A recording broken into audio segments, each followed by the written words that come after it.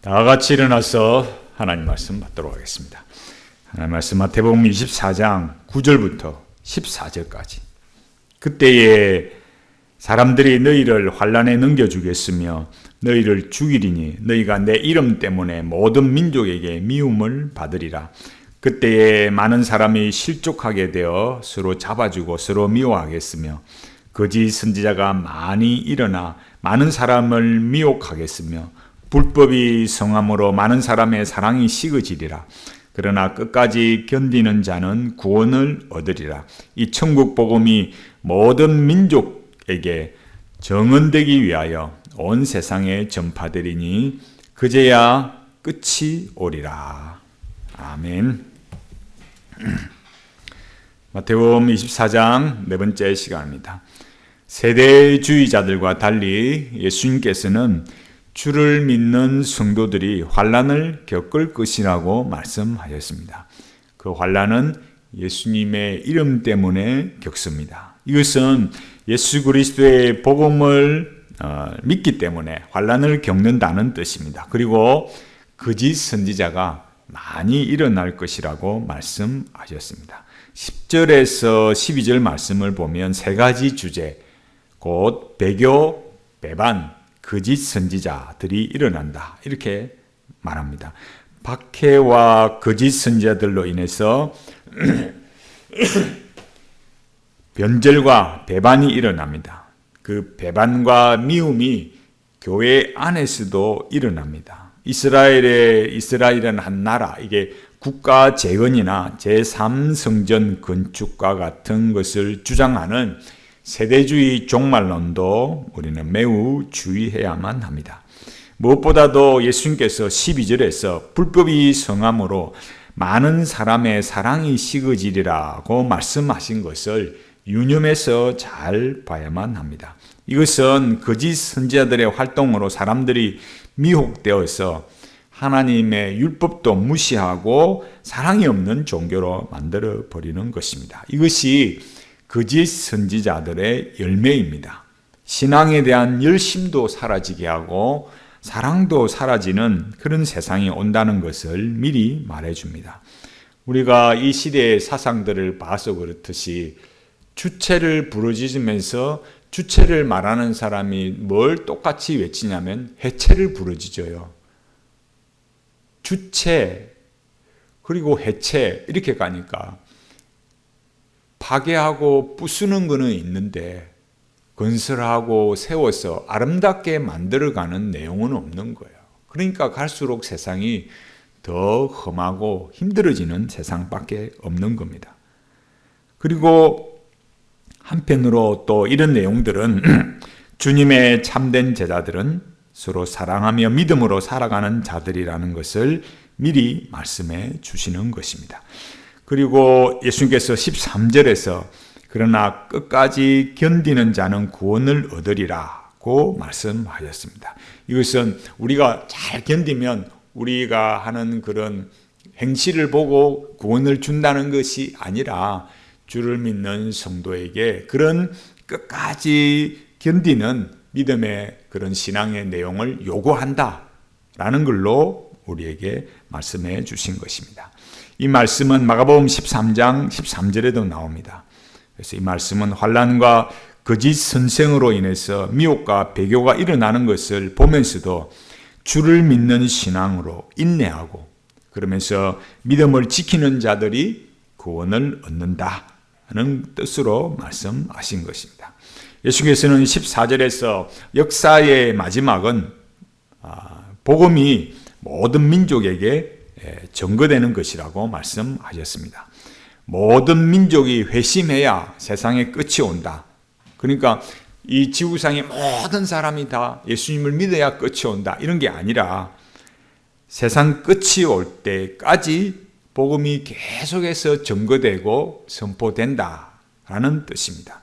이 말씀이 무슨 뜻이냐 하면 주를 믿는 성도는 이 고난의 시기에도 참고 인내하고 사랑하면서 복음을 전하는 자들이라는 것입니다. 이것이 계시록 11장 3절에 보면 두 증인이라고 그렇게 나옵니다.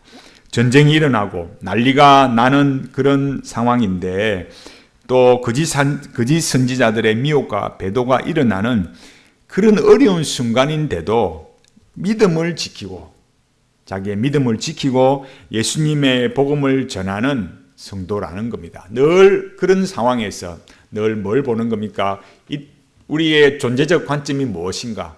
우리의 사명적 관점이 무엇인가? 이걸 놓치지 않는 거예요.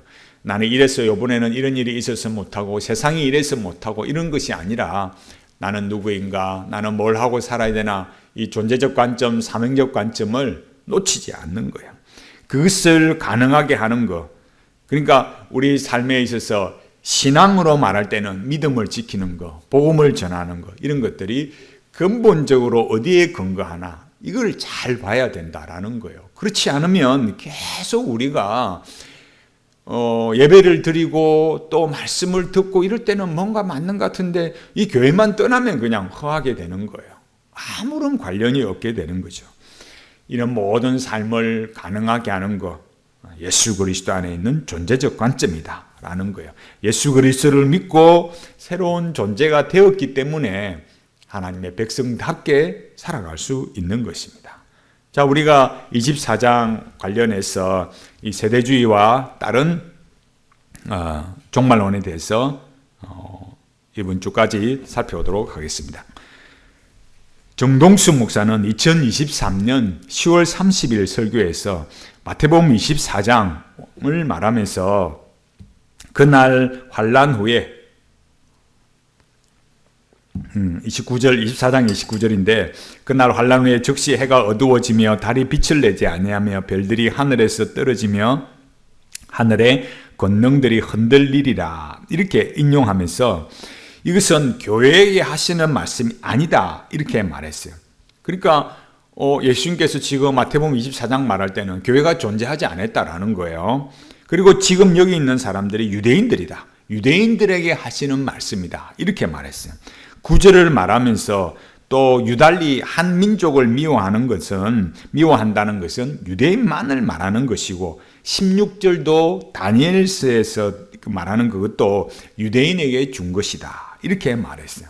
2022년 8월 3일자 설교에서도 정동수 목사는 마태복음 24장의 대상은 교회가 아니라 유대인들이다. 이렇게 말했어요. 우리가 여러분 조금만 생각해 보세요. 그러면은 하나님께서 아담 하와가 타락한 후에 창세기 3장 15절에 주어진 그 원복음, 그죠? 그러면은 아담 하와에게 말했으니까 아담 하와에게만 해당되고 그다음 아무도 해당 안 됩니까? 시편 23편 다윗의 그 시편 여호와는 나의 목자시니 내게 부족함이 없으리다. 그럼 다윗이 지었으니까 그럼 다윗에게만 해당되네요.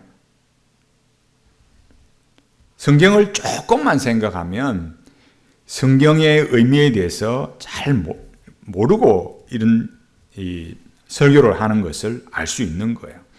그러니까 단편적인 거로만 보는 거죠. 또 어떤 사람들도 보면은 16절에 대해서 그때 유대에 있는 자들은 산들로 도망하라.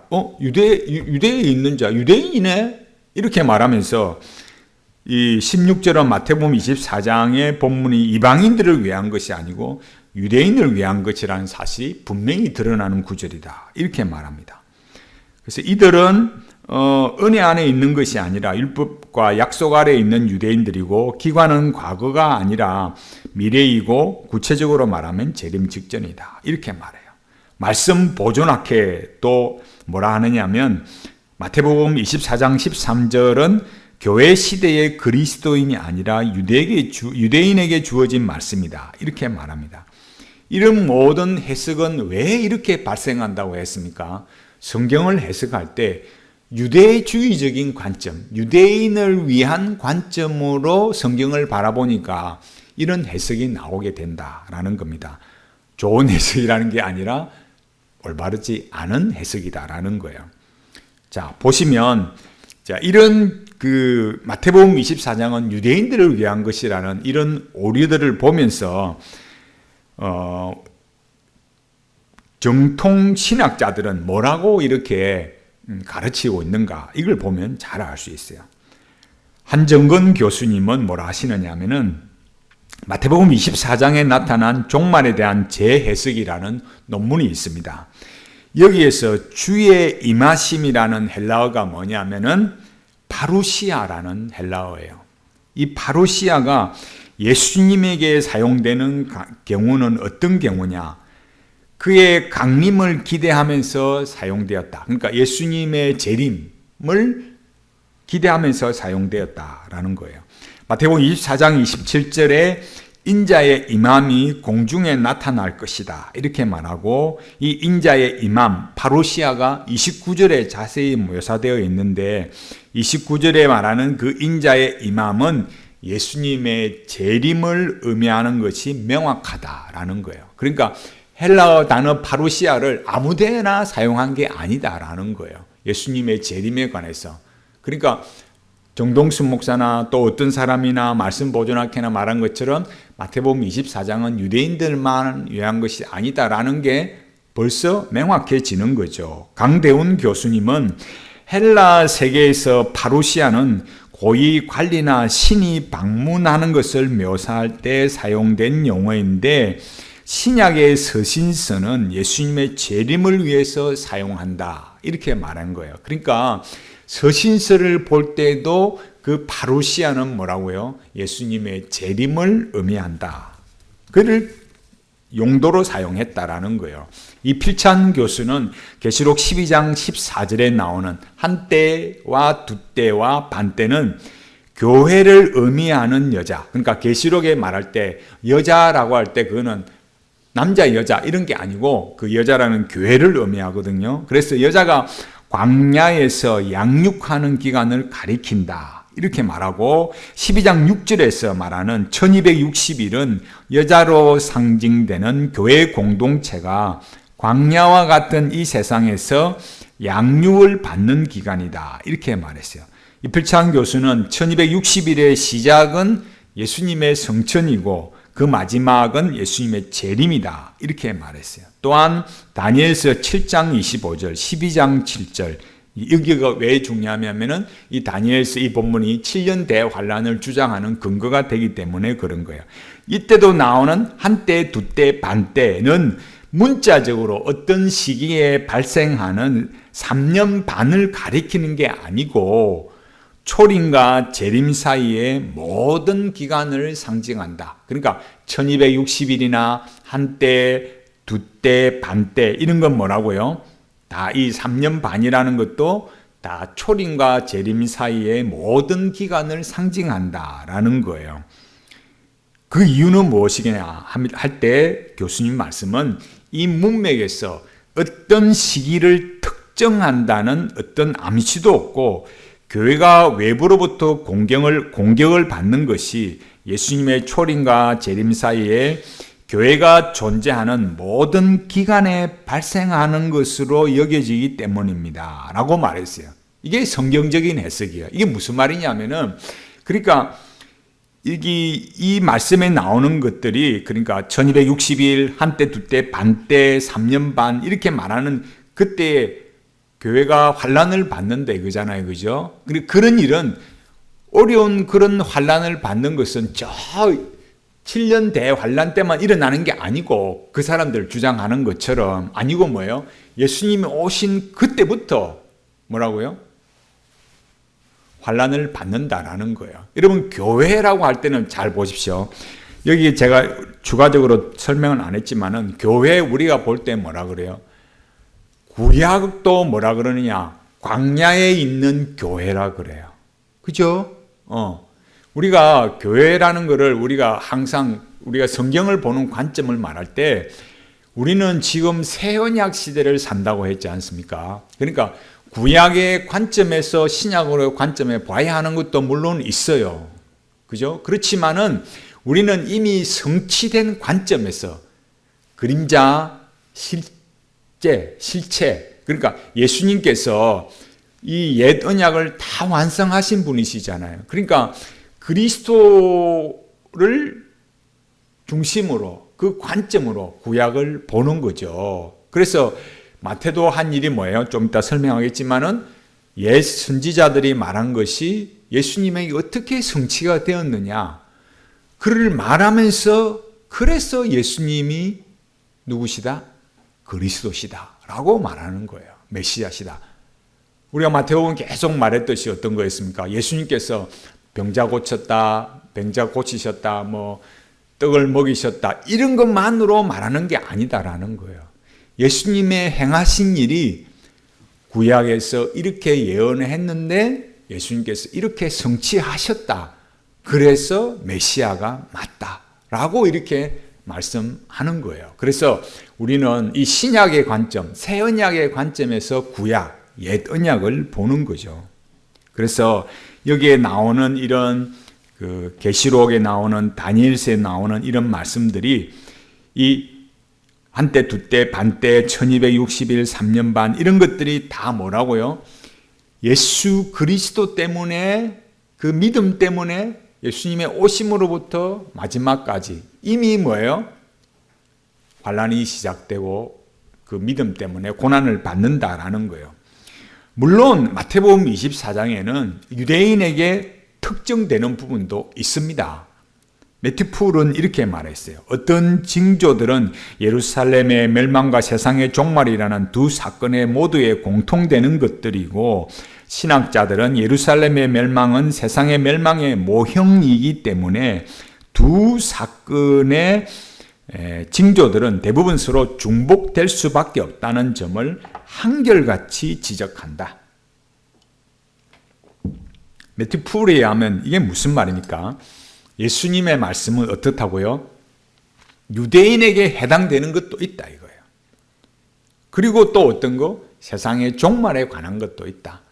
그러나 그 유대인에게 다시 말해서 예루살렘의 종말이라는 것은 하나의 뭐가 된다고요? 이 세상의 종말, 세상의 멸망에 대한 하나의 뭐가 된다? 모형이 된다 라는 걸 가르쳐 주신다 이거예요. 이런 걸 뭐라 하느냐 하면 예언의 이중적 조명 또 삼중적 조명이다 라고 말하는 거예요. 예를 들면 잘 보십시오. 제가 앞서도 마태복음에서 마태가 어떻게 예수님께서 그리스도시다라는 것을 증거했잖아요. 마찬가지로 그 예가 어떤 겁니까? 이사야 7장 14절에 그러므로 주께서 친히 징조로 너희에게 주신 것이라. 보라 처녀가 잉태하여 아들을 낳을 것이요 그 이름을 임마누엘이라 하리라. 아멘. 그랬어요. 이사야 선지자가 뭐예요?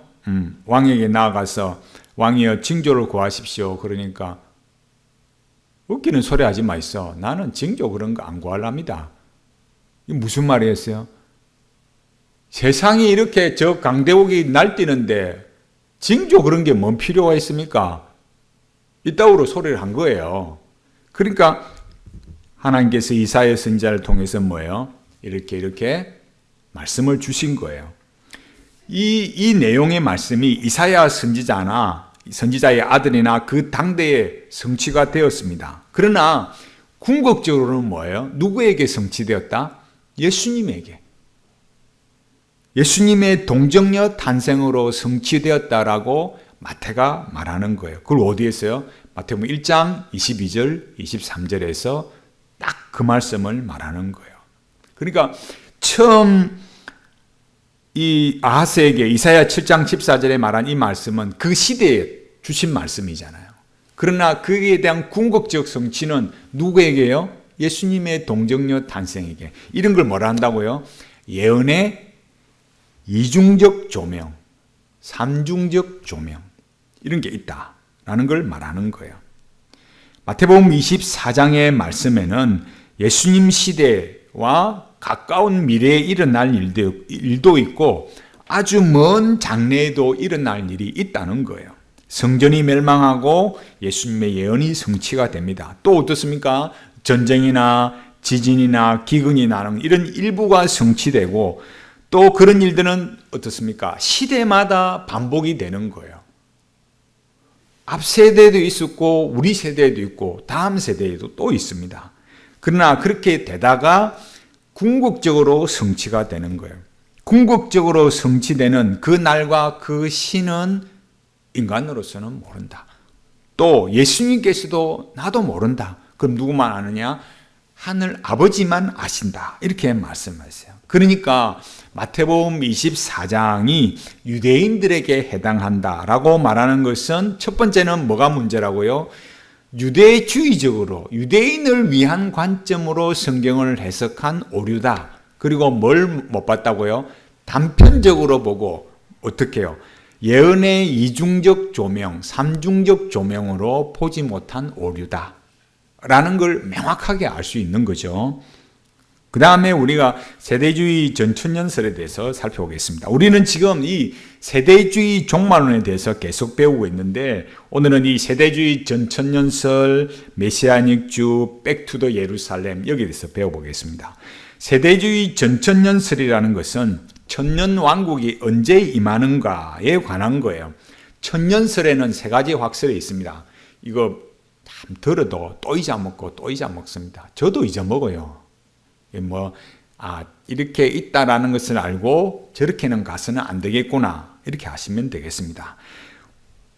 세 가지가 뭐냐? 후천년설, 전천년설, 무천년설이에요. 천년설 앞에 전자나 후자가 붙었지 않습니까?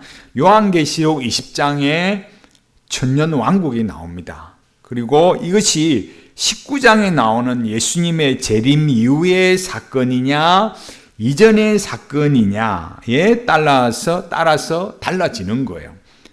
또 전천년설에도 두 가지가 있는데 세대주의적 전천년설, 역사적 전천년설이 있습니다. 머리 아파요. 예수 믿으면 배울 것도 많고 똑바로 배워야 돼요. 늘 하는 소리가 뭐라고요? 목사님 우리는 그런 거 몰라도 천국 가요. 그 말씀은 맞아요. 그런데 모르면 어떻다고요? 자기가 어디로 끌려가는지도 모르고 인생이 불행하게 되는 거예요. 후천년설은 뭘까요? 천년왕국 후에 예수님께서 재림하신다. 제가 여기 버릇이 돼가지고 이렇게 혹 할 때도 있는데, 그러니까 할 수만 있으면 이렇게 예수님이 보다는 예수님께서, 이것도 아주 중요한 습관이에요.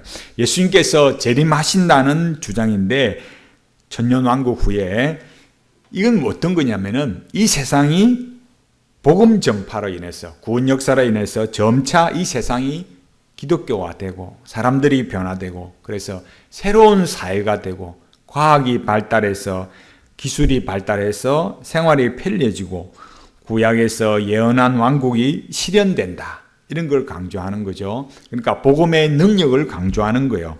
그러나 그렇게 될 가능성은 있을까요? 없을까요? 없어요. 거의 인간의 우리가 지금 생각해도 안 되는 거니까 인정받지 못했어요. 살아보면 어떻습니까? 세상은 갈수록 좋아지는 게 아니고 갈수록 악해지고 더러워져 가고 있잖아요. 그걸 보고 있잖아요. 그런 면에서 요즘 말하는 인간에게 자꾸 희망을 불어넣어주고 기독교가 세상에 참여해야 된다고 이렇게 말하는 공공신학도 우리 요즘 경상도 사투리를 하자면 택도 없는 소리라요. 안 되는 거예요. 인간에게 인간이 기여해서 이상적인 사회를 이루어가는 게 그게 천국이네. 그런 거는 아니라는 거예요. 그 다음에 세대주의는 전천년설, 그러니까 여기서 말할 때는 세대주의의 전천년설이죠. 세대주의는 뭐라 했습니까? 휴거, 7년 대환란, 그리고 그 다음에 이제 그 지나고 난 다음에 예수님 재림하시는 거잖아요. 그죠? 예수님의 재림이 두 번이라 했지 않습니까? 휴거되어서 이방인 교회가 탁 들림 받을 때 그때 예수님의 공중 재림, 그 다음에 예수님의 7년 대환란이 끝나고 예수님의 지상 재림 두 번이 있는 거예요. 그러니까 그렇게 그 이후에 이제 천년 왕국이 이루어진다. 이렇게 보는 거죠. 구약에서 아브라함이나 다윗에게 언약한 약속이 성취가 되었듯이 이것도 어떤 관점이에요? 유대주의적 관점이잖아요. 천년 왕국도 문자적으로 성취되어야 된다. 이렇게 보는 거예요. 7년 대환란 누굴 위한 것이라 했어요? 유대인들. 그러니까 이런 거는 세대주의에 오염된 거죠. 변종길 교수님은 이렇게 여기에 대해서 7년 대환란 여기에 대해서 말씀을 하시는데 7년 대환란은 정말 있는가? 2012년 4월 30일자 그래서 이렇게 말씀했는데 여기 보면은 그 끝에 42달은 3년 반이며 이것은 7년의 절반 곧 환란의 기간을 의미한다 이렇게 말했어요. 그래서 교회가 환란과 핍박을 당한다 이렇게 말씀을 하셨는데 요한계시록 12장 14절에 나오는 이 한때와 두때와 반때가 뭐냐라는 거죠. 그러니까 사탄이 교회를 핍박하는 환란의 기간을 의미한다. 문자적으로 3년 반이 아니라 교회 시대의 전체를 의미한다 이렇게 말했어요. 그레고리 K. 빌은 다니엘서에서 유래한 환란 기간인 3년 반의 암시는 교회가 이 땅에 있는 전체 기간에 다시 적용된다 이렇게 말했어요. 그러니까 7년 대환란을 주장하는 근본적인 이유는 뭡니까? 유대인을 중심으로 성경을 해석하기 때문에 그래요. 이방인 교회에 휴거가 일어나고 유대인을 구원하기 위해서 그런 7년 대환란이 시작되는 거죠. 앞서 배운 대로 뭐라 했습니까? 세대주의는 예수님의 재림이 공중재림, 지상재림 두 번이라 했잖아요. 7년 대환란 전에 반복하는 이유는 이게 그냥 자꾸 이렇게 그 핵심을 놓치니까. 그러니까 천년 왕국이 언제 이루어지냐라고 할 때 휴거, 7년 대환란, 위에서는 공중재림, 지상에서는 뭐요? 마지막에 그런 지상재림이 이루어져서 천년 왕국이 이루어지는 거죠. 그 상황이 어떤 상황이냐 할 때 현재에 있는 저 황금돔 무슬림 사원을 무너뜨리고 그 자리에 제3성전을 세우고 성전에서 뭘 한다 했습니까? 동물제사, 희생제사를 다시 드리는 시대가 온다 이렇게 주장하는 거예요.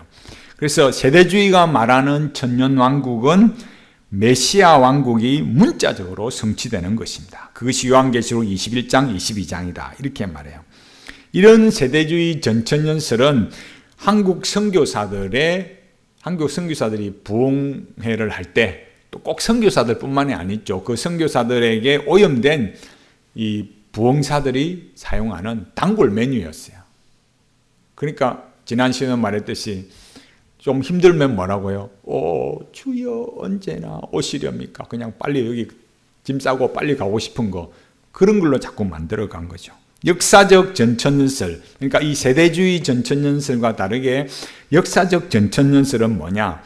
대환란 동안, 그러니까 이 7년 대환란이라는 이 기간 동안에 뭐예요? 그리스도인이 지상에 남아 있는다는 거예요. 세대주의는 뭐였어요? 휴거 받는다는 거 있잖아요. 역사적 전천년설은 환란을 받는다, 환란을 통과한다라는 개념이죠. 7년 대환란은 그럼 왜 있느냐? 거짓 성도들을 솎아낸다. 교회를 정화시킨다.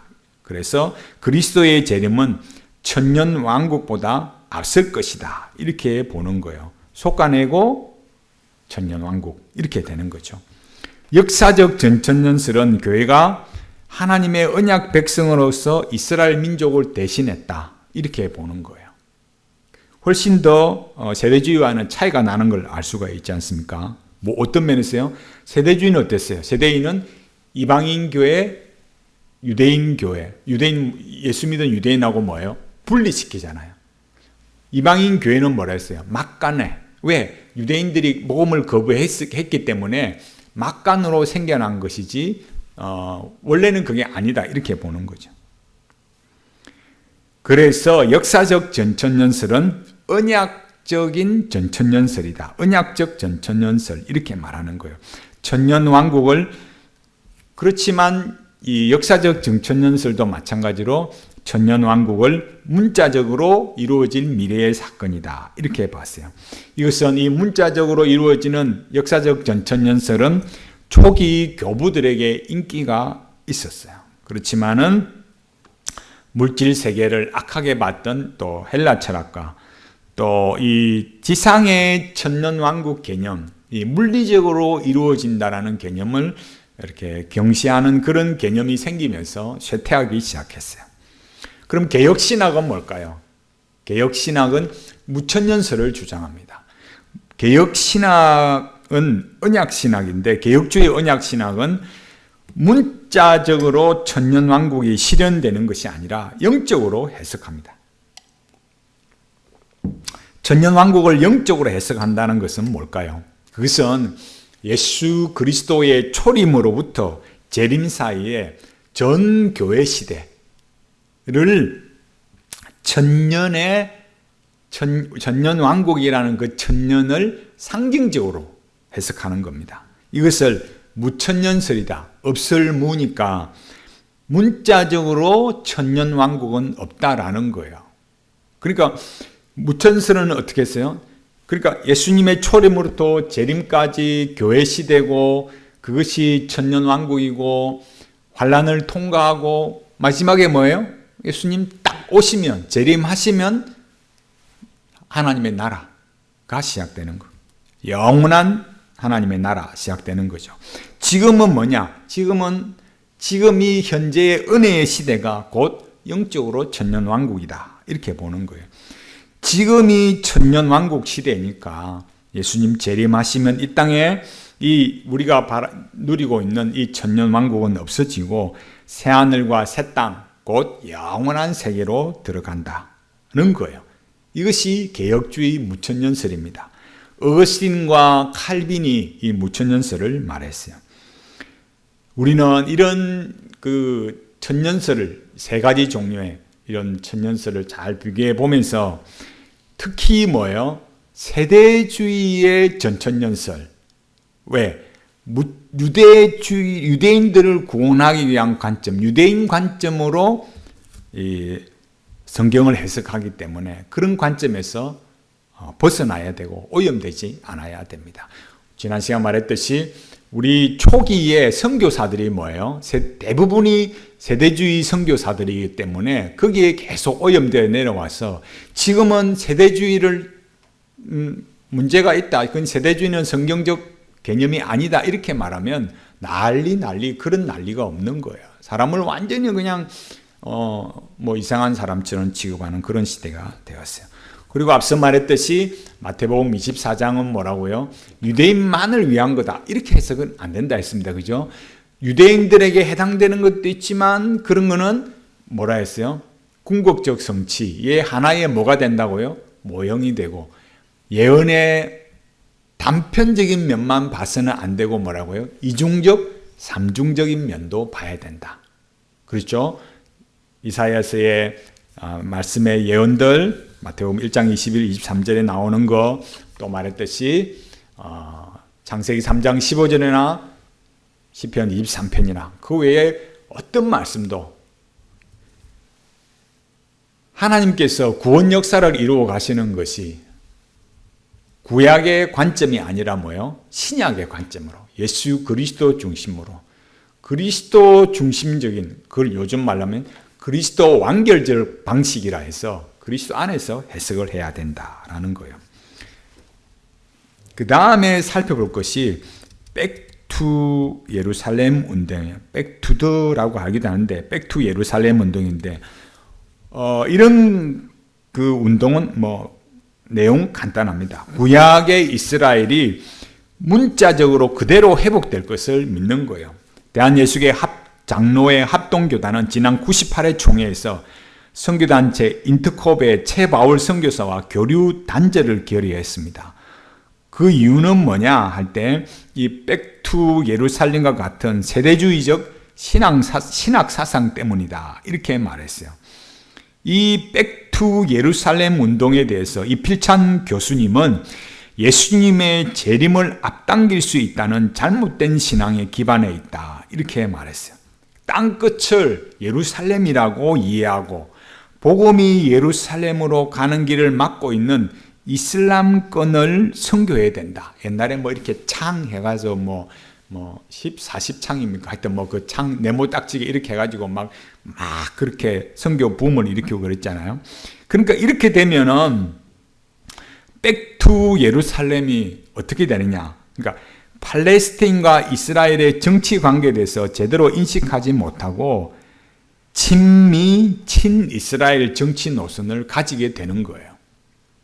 그러니까 이런 백투 예루살렘 운동도 역시 세대주의 종말론에 이렇게 연결되는 것을 우리가 감지할 수 있는 거죠. 이스라엘을 편들지 않으면 지금 이제 한참 이스라엘 하마스 전쟁하고 있으니까 지금 어떤 이 종말론에 빠져 있는 사람들은 뭐라 하느냐, 이스라엘 편들지 않으면 좌파다 이렇게 말하고 사람들을 이렇게 가스라이팅을 시키는 거예요. 머릿속에 막 이게 맞나 이게 막 헷갈리고, 그럼 내가 이스라엘 편 안 들면 나는 좌파야, 나는 우파인데 나는 왜 좌파야, 이게 막 헷갈리는 거예요.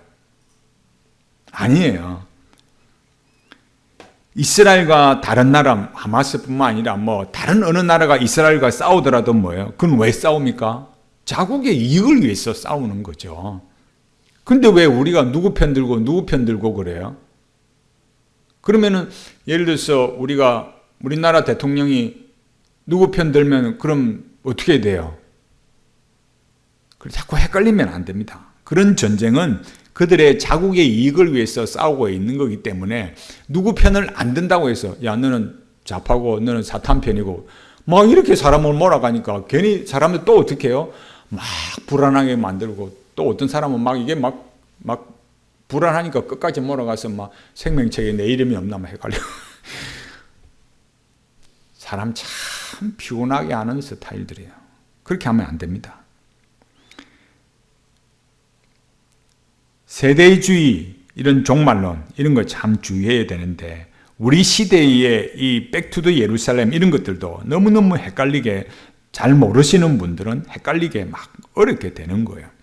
새언약 시대, 곧 예수 그리스도 안에서 유대인이나 이방인이나 차별이 없느니라, 차별 없는 시대, 이걸 살고 있다고, 이렇게 되었다고 아무리 성경을 갖다 대도 아닌데요, 이렇게 말합니다.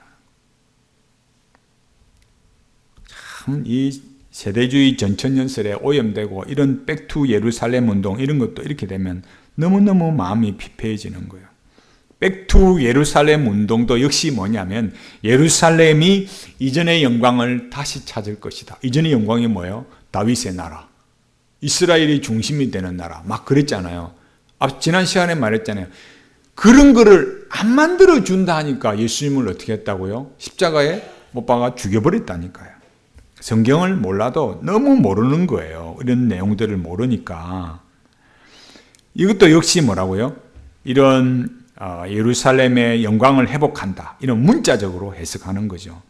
이런 것은 모든 성경 해석을 이스라엘과 예루살렘, 유대인이라는 이런 렌즈를 통해서 바라보기 때문에 문제가 생기는 거예요. 이들은 구약에서 선지자들을 통한 종말론적 약속이 예수님의 지상 사역을 통해서 온전하게 이루어지지 않았다, 이루어지지 못했기 때문에 재림을 통해서 구약의 약속들이 온전히 성취될 것이다, 언젠가는 이상적인 나라가 딱 만들어질 것이다, 이렇게 생각하는 거예요.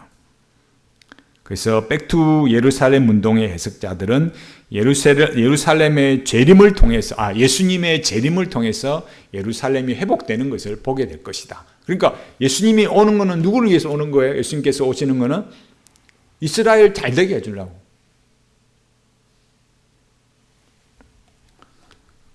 그 이스라엘이 중심이 되는 나라, 대이스라엘, 그걸 말하고 있는 거예요. 이런 것들은 선지자들의 약속을 문자적으로 해석한 것이고, 또 예수님의 말씀을 잘못 해석했기 때문에 발생한 것입니다. 우리가 이후에 마태복음 24장 설교하면서 계속 살펴보겠지만, 이런 것은 이런 오류들 때문에 1948년에 혈통적 이스라엘의 독립이 성취되었다. 그걸 뭘로 봐요? 무화과 나무의 비유를 배워라, 여름이 가까워지고 잎사귀가 내나니, 이런 거를 그렇게 해석을 끼워 맞추는 거예요. 그래서 세속적 국가로서의 이스라엘의 독립은 이제 영적인 회복만 남았다. 그것이 언제 이루어진다? 그러니까 이스라엘에는 나라는 지금 새로 회복이 됐잖아요. 보는 거죠. 그 사람들 입장에서는. 그런데 영적인 회복은 아직 안 이루어졌으니까 그 영적인 회복, 유대인의 중심이 되는 그 나라, 그때는 뭐예요? 예수님의 재림으로 짜잔 성취가 된다. 이렇게 보는 거예요. 그게 이 사람들이 예수님의 재림과 맞물려 있으니까 그래서 재림을 갈망하는 거예요.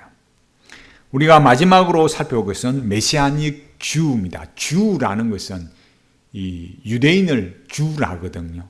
그러니까 메시아닉 주라는 거예요. 그러니까 이 사람들은 예수님을 구주로 영접한 유대인을 말해요.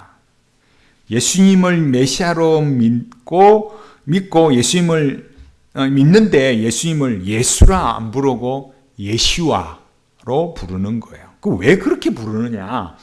메시아닉 주는 뭐냐면, 그러니까 예수님을 믿은 유대인들은 뭐냐? 자신들이 여전히 유대교 안에 있고 기독교로 개종하지 않는 유대인이다. 이렇게 보는 거예요. 그러니까 사실은 말은 기독교인이라 하지만 실제적으로는 뭐예요? 유대인이죠. 이 사람들은 그래서 주일 예배 안 드립니다. 토요일 예배 드립니다. 왜? 유대인들은 안식일 예배 드렸으니까 그렇게 하는 거죠. 메시아닉 주는 그럼 우리는 주일날 왜 토요일 아니고 주일 예배 드려요? 제가 그 뒤에 말씀드릴 건데 우리는 예수님의 부활을 중심으로 사도들이 그렇게 예배 드렸으니까 그 전통으로 우리가 예배를 드리는 거예요. 그러니까 이런 그 사람들이 이 메시아주가 생각하는 거, 그러니까 예수님께서 메시아로 강림했지만 이 왕국에 성전을 세우지 않았기 때문에 이스라엘의 회복은 아직 시작되지 않았다. 이렇게 보는 거예요. 그러면 이스라엘의 회복이 언제 이루어지는가 하면 예수님의 재림 때 이루어진다. 예수님의 재림 때 그럼 뭐가 이루어지느냐? 세 가지가 성취된다고 봐요. 그 시작이 뭐냐? 1948년 이스라엘의 독립. 앞에 말했죠. 무화과 나무의 비유를 배우라 하면서 그거 말씀. 1967년 이스라엘의 동예루살렘의 탈환이다. 이렇게 봐요. 그 다음에 미래에는 예루살렘의 제3성전이 건축될 것이다. 제3성전을 짓는다. 이게 여러분 어마어마한 일이에요. 만약에 지금 저 이슬람의 저 황금돔을 무너뜨리고 예루살렘의 제3성전 건축이 이루어진다. 이거는요. 지금 이스라엘과 하마스의 싸움 저 정도가 아니에요. 16억 이슬람과 싸워야 돼요. 어마어마한 전쟁이 되는 거예요. 상상을 초월하는 전쟁이 됩니다. 그렇게 되면 세상은 완전히 전쟁의 도가니에 빠지는 거예요. 여러분 지금 사람들이 잘 말해주지 않고 있지만 유럽은 지금 어떻습니까? 무슬림화 되어 가고 있습니다. 시간 문제입니다. 여러분 유럽이 무슬림화 되고 나면 그때 이슬람이 어떻게 대처하고 세상이 어찌 될지는 아무도 몰라요. 그러니까 모르는 일에 대해서 어떤 변수가 일어날지 하나님께서 이 세상을 어떻게 운행해 가실지는 아무도 몰라요. 그런데 문제는 뭐겠어요? 사람들이 계속 이런 세대주의적 관점으로 계속 이스라엘과 이런 유대의 그런 관점을 계속 관점으로 이렇게 막 역사를 해석하고 이렇게 나가니까 휴거 이런 뭐 7년 대환란 이렇게 말하니까 사람들이 막 미혹이 되어서 정신을 못 차리는 거예요. 우리가 이런 그 잘못된 종말론 사상들을 운동들을 잘 보면요. 반드시 잘 놓치지 않도록 반드시 잘 봐야 될 게 뭐냐면 절기와 동물 희생 제사가 회복되는 것이 진정한 이스라엘의 회복인가 이걸 잘 봐야 되는 거예요. 이것을 주장하는 사람들이 지금 우리가 보고 있는 메시아닉 주예요. 이 사람들은 뭐라 하느냐? 사도들과 초대교회도 절기를 지키고 동물 희생 제사를 드렸다. 그러면서 토라의 모든 율법이 회복되는 것이 성경에 예언된 진정한 이스라엘의 회복이다. 이렇게 말하는 거예요. 히브리서 읽어보면 어떻다고요? 완전히 다 이런 사상은 무너지는 거예요. 메시아닉 주는 구약의 안식일을 지켜야 된다. 그래서 토요일 예배 드린다 했잖아요. 그리고 그 다음 뭐느냐? 유월절을 비롯한 모든 절기를 지켜야 된다 했잖아요. 제가 앞서 말했듯이 이런 건 뭐라고요? 구약은 뭐 그림자, 신약은 실체. 네. 그렇게 완성이 됐다고요. 세대주의자들은 예수 그리스도의 구속을 기념하기 위해서는 성전, 제사, 각종 절기 이런 것들이 문자적으로 이루어져야 된다라고 말하는 거예요. 그러나 그런 것들은 이미 뭐예요? 역할이 끝난 옛 언약의 그림자이다. 그림자들의 실체인 예수 그리스도께서 오셔서 구속을 완성하셨기 때문에 성전, 제사, 각종 절기 이런 거는 문자적으로 회복되어야 된다라는 것은 분명히 잘못된 거예요. 메시아닉주는 그러면은 자기들의 그 근거, 타당성을 말하기 위해서 성경 구절을 제시할 거 아니에요. 그게 고린도전서 5장 8절입니다. 우리가 명절을 지키되 묵은 누룩도 말고 계약한 누룩도 말고 계약하고 악독한 누룩도 말고 오직 순전함과 진실함, 누룩 없는 떡으로 하자 이렇게 말했어요. 진실함. 근데 여기 보면 우리가 잘 알듯이 이런 말씀은 사도 바울이 유월절을 지키라고 말한 것이 아닙니다. 사도는 이미 예수 그리스도께서 유월절 희생양이 되셔서 우리를 위한 완전 속죄 제사를 이루셨기 때문에 죄악의 누룩을 버리고 이제는 그런 옛 언약의 절기는 없고 이제는 예수님의 말씀을 따라 살면서 모든 죄악과 악의를 버리고 순전하게 행하는 것이 기독교인의 의무다. 이렇게 가르친 거예요. 예수님께서 십자가에 죽으심으로 절기가 폐기되었어요. 성전의 휘장이 찢어졌잖아요. 옛 언약은 끝났다고요.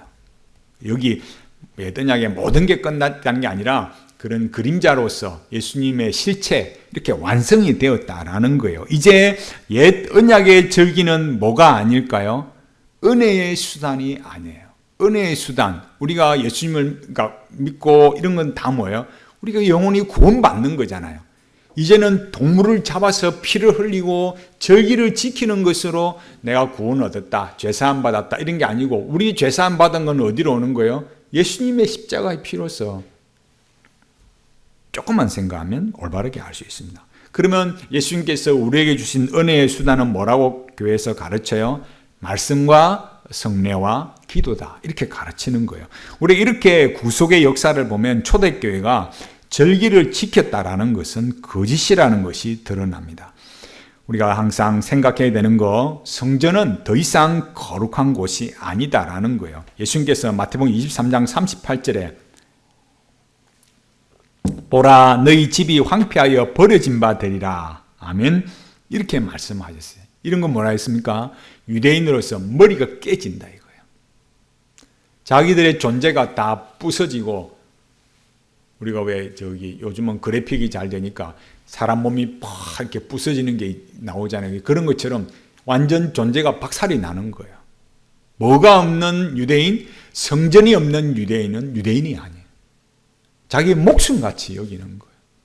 그런데 예수님 뭐라 하셨다고요? 야, 성전은 이제 끝난다. 유대인들이라면요, 꼭지가 돌아가지고 머리가 깨져가지고 예수님 죽여버리는 그런 사람들이에요.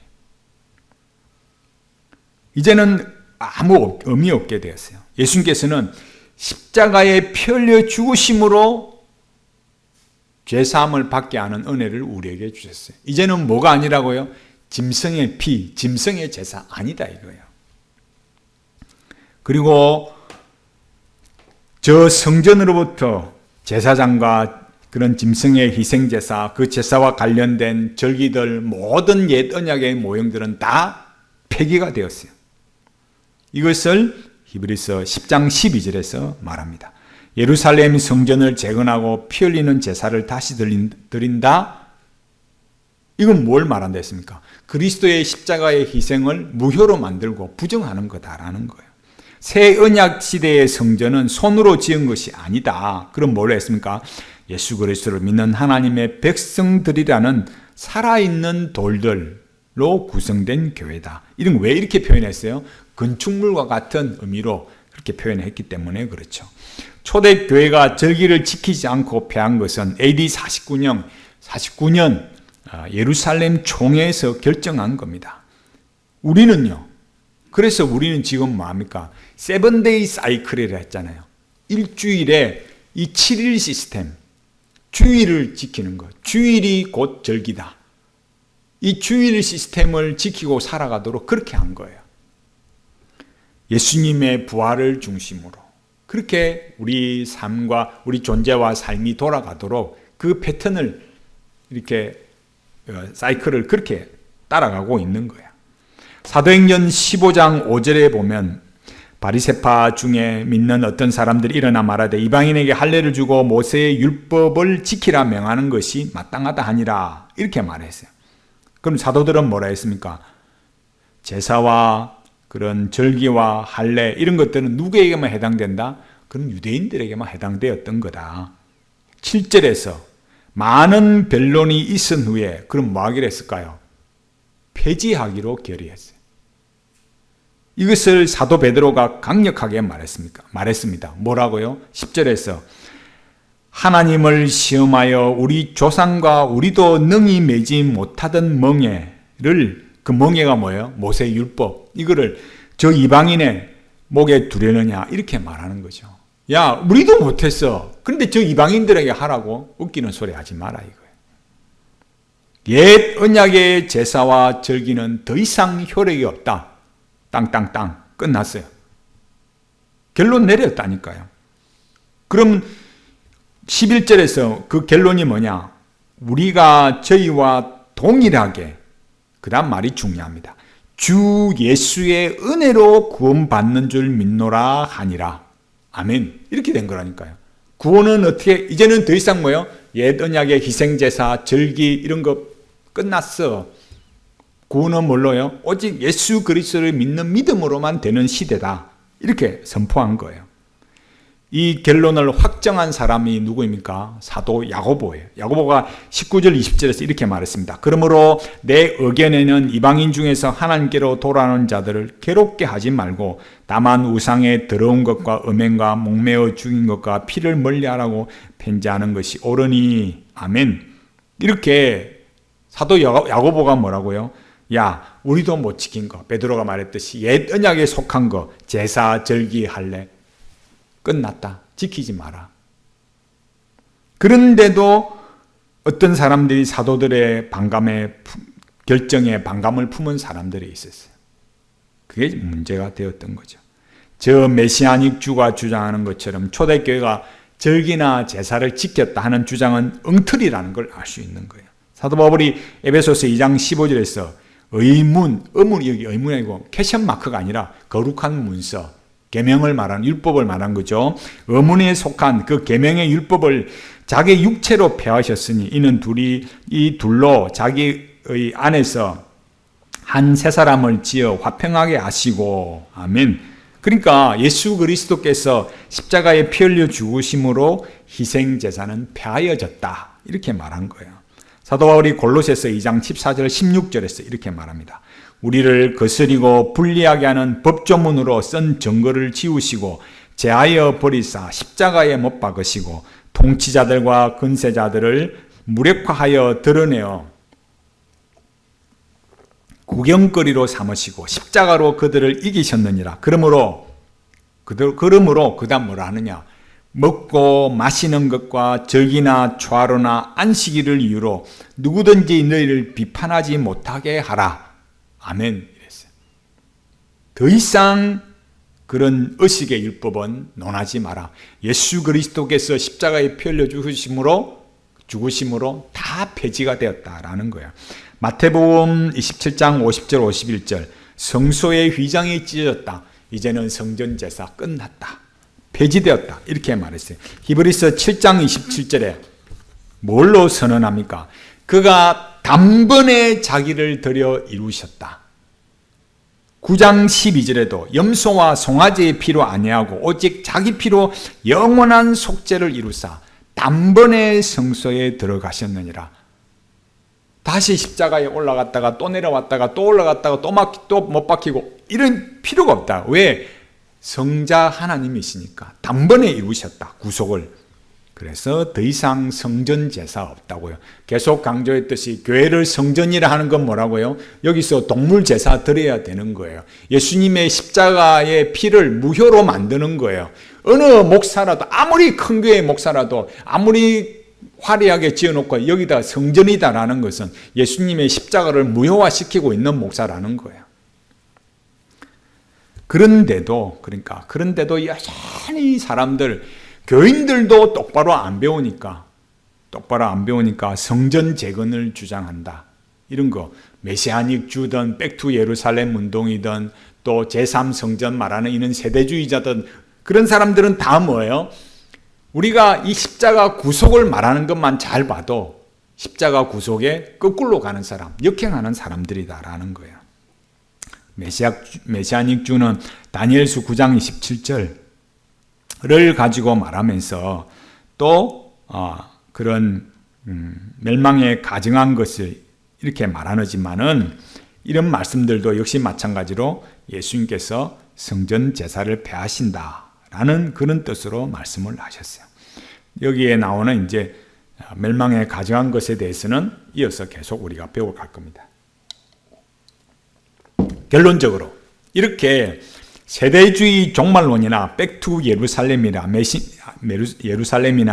메시아닉 주 이런 걸 살펴보면 얼마나 성경에서 벗어나 있는가 이런 걸 알 수 있는 거야. 비성경적인 종말론에 오염되어 살면 살아가는 목적도 방식도 달라집니다. 왜요? 기도하는 내용이 다르니까. 기도하는 내용은 뭔데요? 이렇게 되게 해달라는 거잖아요.